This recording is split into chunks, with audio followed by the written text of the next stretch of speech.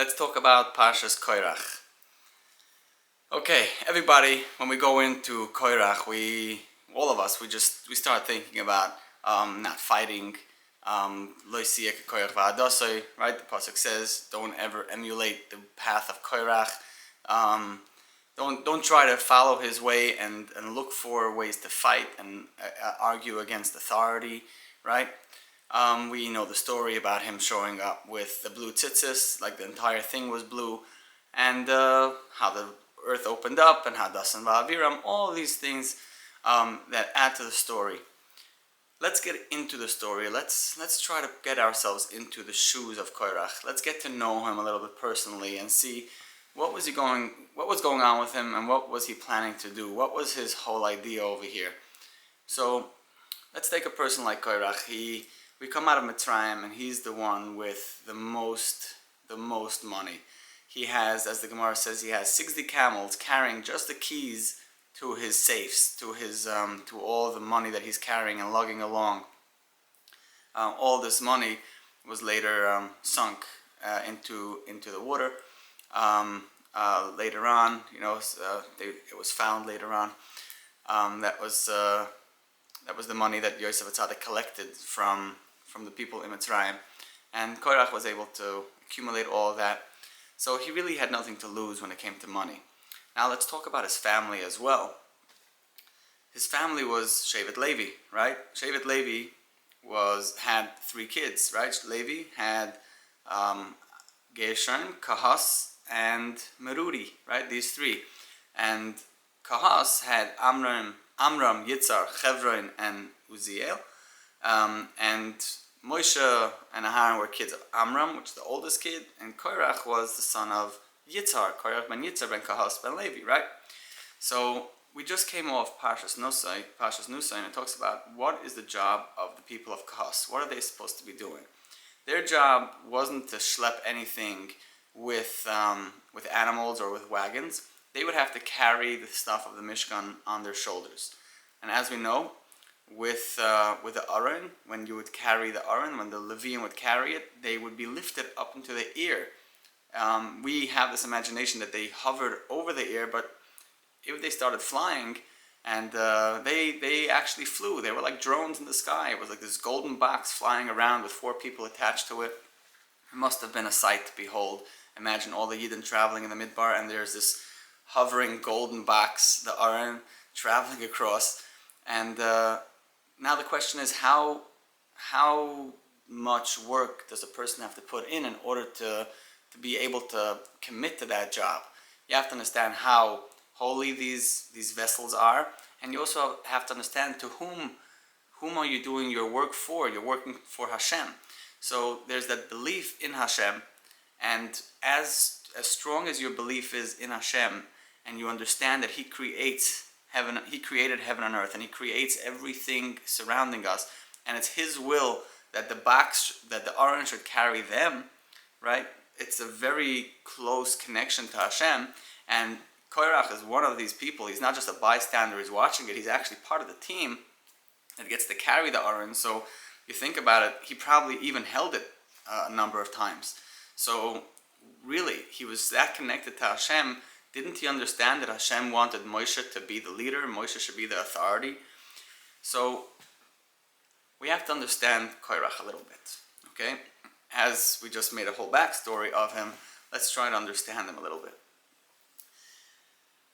The Gemara says, the Medrash brings that the times of Mashiach, Korach will be the Kohen Gadol. As we see, Tzadik Katamar Yifrach, a Tzadik, which is Korach, Katamar, like a palm tree, Yifrach will sprout. He will actually be the Kohen Gadol, and he will rise above Aharon, and he'll take that position. What's going to be when Mashiach is going to come? Okay, what is the type of life that we're going to be leading? What type of responsibility are we going to be carrying on ourselves? We also know that when Mashiach is going to come, the Yetzer Hara is not going to be here anymore. He's going to be slaughtered in a place called Botzra, as the Gemara beautifully explains in Mesechus Malchus 12a. The Gemara explains how, based on a pasuk, Mizeh ba me Edom, Chamutz begodem, Mizeh bu, like mi Botzra, right? Chamutz begudem. with dirty clothing. Who's this person running from Edom with his clothes all red? And we're talking about Hashem as he's coming after slaughtering the Yetzer Hara. So we know there won't be a Yetzer Hara at that point anymore, and we won't have Karban Chatas if that's the case, right? We won't have that need for the Kohen Gadol as much. So what is the Kohen Gadol going to do at that point? What Averos is he going to take care of for us on Yom Kippur? What are the things that he's going to be leading us with? So when Mashiach is going to come, we're going to be clean of everything. We'll be living in Eretz Yisrael, in the land that Hashem wants us to live in. It's going to be Yom Shekulei Shabbos, a day just Shabbos. We could relax, we could sit back. And you could listen to Elon Musk speaking recently, and he says, eventually, just as they said with the cell phones and how we have everything at such a convenience and so easy to get whatever we need, when robots will be here, we'll be able to sit down and send our robot to go do our shopping, send our robot to go and do whatever needs to be done based on the AI, based on the understanding of this robot. So Elon Musk says, what is a person going to have to look for? What is a person going to have to do if they don't have to go out to work? And of course, this goes back to our principle of being Jewish. We will have to look for meaning. Every person in the world will have to find meaning in order to make life worth it. Otherwise, it's going to be meaningless, even though we have every comfortability and every nice thing that we want at our fingertips. It's just a matter of time before we say, I had enough, like, what's next? So Yom Shekulei Shabbos means we're going to be living with meaning our entire life. We'll be connected to Hashem 100%. We won't have the problems that we used to deal with, and we'll be able to be connected to Him fully, wholeheartedly. So Korach has this image of, why not bring Mashiach's times right now? Okay, he doesn't want to live right now when we have an authority or people like Moshe Rabbeinu and Aharon telling us what to do. And what really got him to this point? What got him to this point was, as we see in last week's Parsha, right before the mitzvah tzitzis, we see the story of the Mekoshesh Eitzim. Okay, this is the first story where somebody, actually it's not the first because it was the person who cursed, but he started realizing that there's an authority within Moshe Rabbeinu that he could go and kill people if they go against Hashem, if they go against the laws. And he was like, until now I was fine. Until now, the Meraglim, they came back and they made problems. No problem. Hashem, you want to take care of them. You have the authority. You are tzedek. You are mishpat. No problem. Let's listen to you. When he saw the slav, he saw the misoinanim, right? Also, Hashem, you want to take care of that? Not a problem. But at this point, we see the Mekoshesh Eitzim goes and he collects wood on Shabbos, and he's sentenced to death. He's sentenced to death by stoning, and they stone him. And that's when Korach is like, wait a second. This whole taking authority into our own hands as Beis Din or Moshe Rabbeinu, Aharon HaKohen, why are we living in such a way? Why can't we live in a place where we don't have a Yetzer Hara anymore? Why can't we live in a place where we are completely connected to Hashem? Isn't this exactly what we're learning? Korach is saying the entire time we're in the Midbar, this is what we're learning. This is what we're trying to achieve. We want to achieve belief in Hashem 100% so that we don't end up needing authority to tell us what to do. We should be able to be our own leaders. We should be able to live our life on our own volition, with our own knowledge, following a true vocation and connecting to Hashem. And Korach is like, it's time for Mashiach. It's time to bring an end to this leadership that is unnecessary. So Korach's idea wasn't that, when I'm going to win, I'm going to revamp and make a regime change and things are going to be different, and I promise these things and I'm going to cut these things. And it's not about changing the Torah. Actually, he wants to keep the Torah as it is. But he says the Yetzer Hara thing is just not, it doesn't fit anymore. He feels like it's time to move on. It's time for the Jewish nation to rise up and say, it's time to move into Mashiach's times, and I will be that Mashiach. And that's what he says, Tzaddik Etama Yifrach. And he also said, I'm going to have a grandson, Shmuel HaNavi. Shmuel HaNavi is going to be this great leader. And not just that, before they appointed Shaul HaMelech as king, Shmuel HaNavi gets up onto the stage, and out of nowhere it just starts pouring thunder and lightning. People were afraid for their lives. That's how wild it was. And Shmuel says, have you forgotten Hashem? Have you forgotten the king of the entire world who gives you life and gives you everything, that you want to choose a king of flesh and blood for yourself? Why do you want to have a leader like Shaul HaMelech, or even kings in general? Why do you need to have kings when you have the king Hashem? And we see Shmuel had that similar point of view as his grandfather Korach. It's like, why do we need to have all this leadership when we could simply be good people, good Jews connected to Hashem, living the fullest life possible? Especially they were in Eretz Yisrael already. Why not? But the Yidden insisted. They said, we want to have a king just like all the other nations, and we are willing to pay taxes. We are willing to die for his cause. We are willing to die if we go against him. They took it upon themselves. And it's interesting. Why would we want to have another leader? Why would we choose upon ourselves to have a king when we have the greatest king of all? The answer is Korach's mistake. Einoi hita'asoi. Right? Rashi says, Einoi hita'asoi, his eye confused him. And that has many ways. You have many ways to look at that eye, right? And that eye has many ways to look.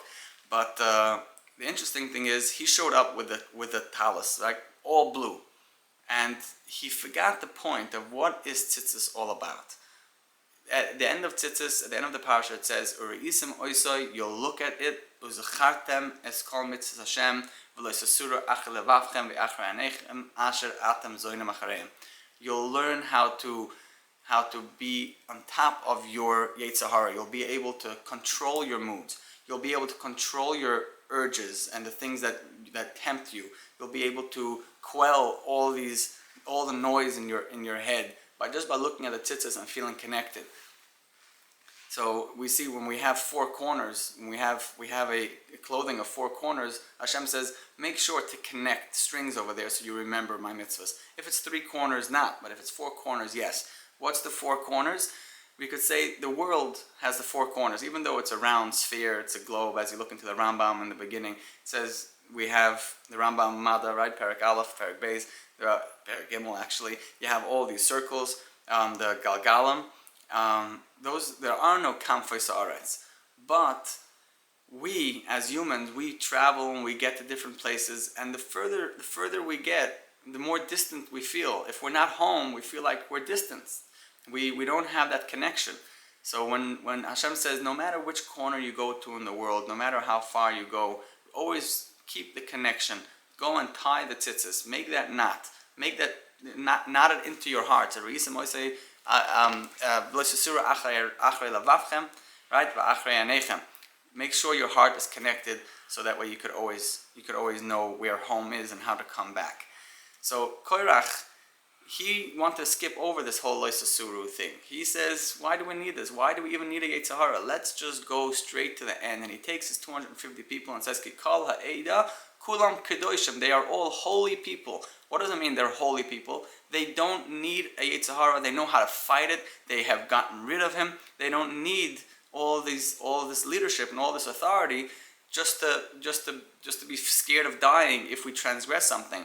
Let's rather jump ahead in time, go to the time of Mashiach, where at that point we'll have a Kohen Gadol, which is going to be Emes Man, Nadar, Mara Kohen Gadol, will be able to stand up tall. Everybody's going to be there. Entire families will be back together. People who were sick will be healed. People who were blind will be able to see again, and we'll have a life worth living together with Hashem. But what Korach didn't understand, Hashem says, I'm going to teach you something. The mouth of the earth is going to open up. Why the mouth of the earth? What does it symbolize? The earth is that we are attached to the ground. We are down here on the ground, and no matter how much we try, there will be another war. There will be battles that we have to keep on fighting.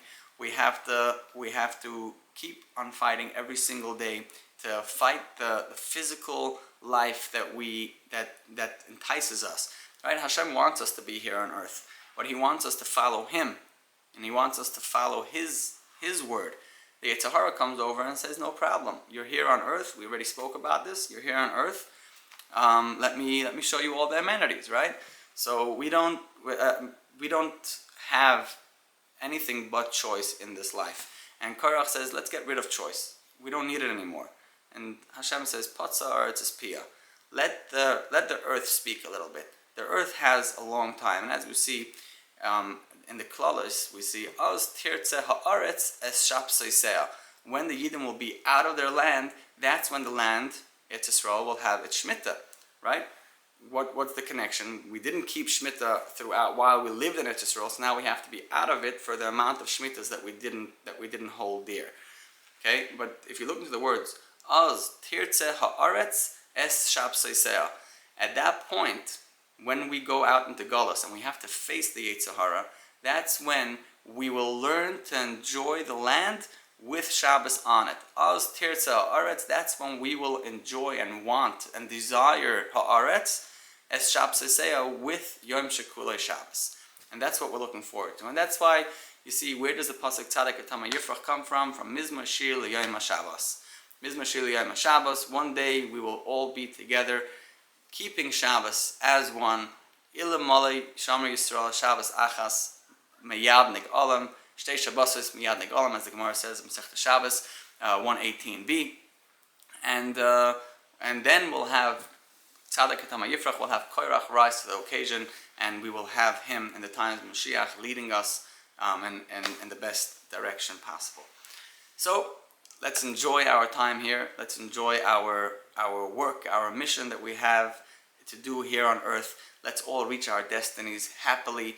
Let's not fight it. Enjoy the life Hashem has given you.